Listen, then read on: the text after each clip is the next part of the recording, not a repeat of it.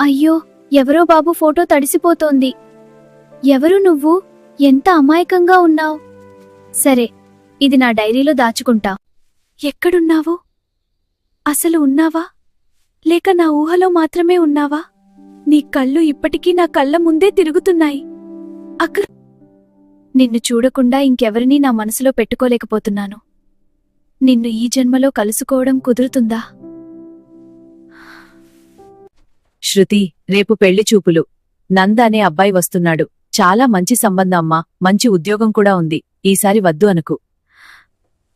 అమ్మా, నాకిష్టం లేదని చెప్పాను కదా. ఎవరో తెలియని వ్యక్తితో నా జీవితం ఎలా పంచుకోను? పిల్లలిద్దరూ కాసేపు విడిగా మాట్లాడుకుంటే బాగుంటుంది కదా. చూడండి నందగారు, మా పేరెంట్స్ బలవంతం మీద నేనిక్కడికి వచ్చాను. నా మనసులో ఒక అబ్బాయి ఉన్నాడు. అంటే ఒక చిన్నప్పటి ఫోటో ఇది.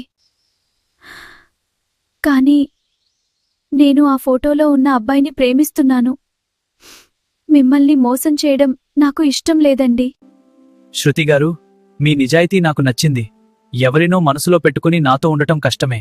మీకు ఇష్టమైతేనే ఈ నంద మీకు తోడుగా ఉంటాడు.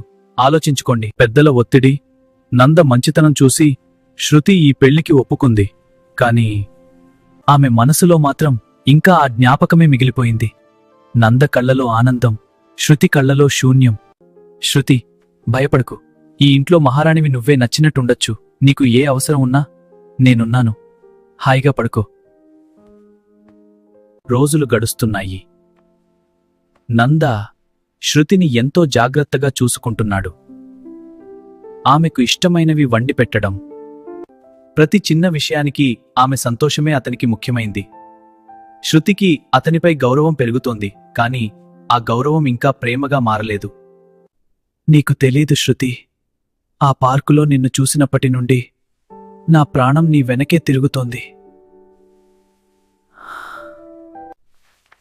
నీకోసమే నేను ఈ స్థాయికి ఎదిగాను. నువ్వు తెలియకపోయినా నా ప్రతి అడుగులో నువ్వే ఉన్నావు శృతి. మళ్ళీ ఆ ఫోటోనే చూస్తున్నావా? ఎవరు ఆ అబ్బాయి? అంతలా ఏం చూస్తున్నావు ఆ కళ్ళలో? ఏమో నందా, ఈ కళ్ళు నన్ను వదలట్లేదు. ఈ అబ్బాయి ఎవరో తెలిస్తే ఒక్కసారి కలిసి ప్రేమిస్తున్నాను అని చెప్పాలని ఉంది. పిచ్చిదానా, ఈ అబ్బాయిని ఇప్పటికీ చూస్తూనే ఉన్నావు కదా. రెండూ ఒకటే అని నీకెప్పుడు అర్థమవుతుంది? ఆ రోజు పార్కులో ఫోటో పోగొట్టుకున్నది నేనే. నువ్వు తీసుకుంటుంటే చూశాను. అప్పట్నుంచి నిన్ను చూస్తూనే ఉన్నా. అందుకే కష్టపడి ఈ పొజిషన్కి వచ్చి నిన్ను కాకుండా మీ నాన్నతోనే మాట్లాడి పెళ్లికి ఒప్పించా. ఇంతకాలం నా పక్కనే ఉండి ఎందుకు చెప్పలేదు నందా? నేను ఎంత నరకం అనుభవించానో నీకు తెలుసా? ఇంతకాలం నా పక్కనే ఉన్నా ఎందుకు చెప్పలేదు నందా? ఎందుకంటే నా ప్రేమ నీకు భారంగా ఉంటుందేమోనని భయపడ్డాను శృతి.